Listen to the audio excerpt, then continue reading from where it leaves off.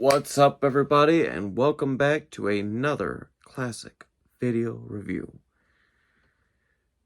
I have to admit, I have never seen the cartoon. I never collected the toys. This was a few years before my time, right? Because I was born in 90. And this craze was in the 80s, so it missed me. But I did watch the live action film, and that is Masters of the Universe, which is based on the He-Man Masters of the Universe. I say loosely because I did my research on the animation. I don't believe they travel to modern age, right? But it's Dolph Ludgren, he plays He-Man, and Frank Langlia plays Skeletor. This is Star Wars of the 80s. There were two Star Wars films in the 80s. Just reading what the little tag thing on the bottom says.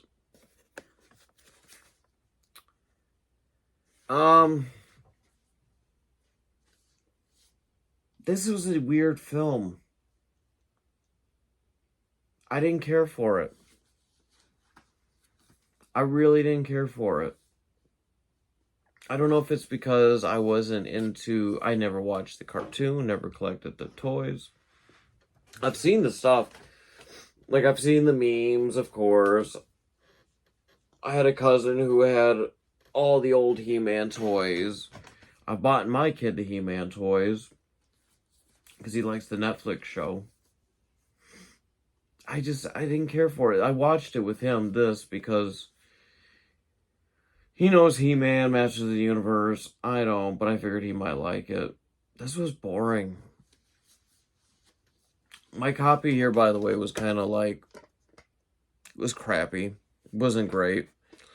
Tape has definitely seen better days as far as how it ran. Taking a look actually now, see if there's mold. I don't see any. But it just wasn't. So it takes place in I guess you would say your typical He-Man universe. And then all of a sudden they time travel or morph into today's era. So the film is kind of split in that way, right? Half of it's set in the desert fantasy world of He-Man, and then the other side, they're in our world. And it just, neither side really did it for me. And I don't know what the budget was for this. Costume design for most characters seemed okay. I didn't care for Skeletor's face. He is such an iconic character. For me, never having seen it, I know who Skeletor is. I think a lot of people, if you've never seen it, you know Skeletor meme. It just, I will say, though, I've recognized I like the cartoons, and I like the idea of it. I am having a really, really hard time with Sword and Fantasy, Sword and Sorcery type films, right? Do I have it on this side? Yeah, this one. This ain't a review on this one, because I struggled. The Sword and the Sorcerer, I watched that. I got so bored with it. Beastmaster. That was recommended to me. Someone was like, that's such a great film. I can't remember how long Beastmaster was. I did the review on it. Oh my god, I struggled to stay awake doing that film. I didn't struggle to stay awake during this film. This at least kind of got me through it a little bit. It just wasn't good. It's on a scale of 1 to 5.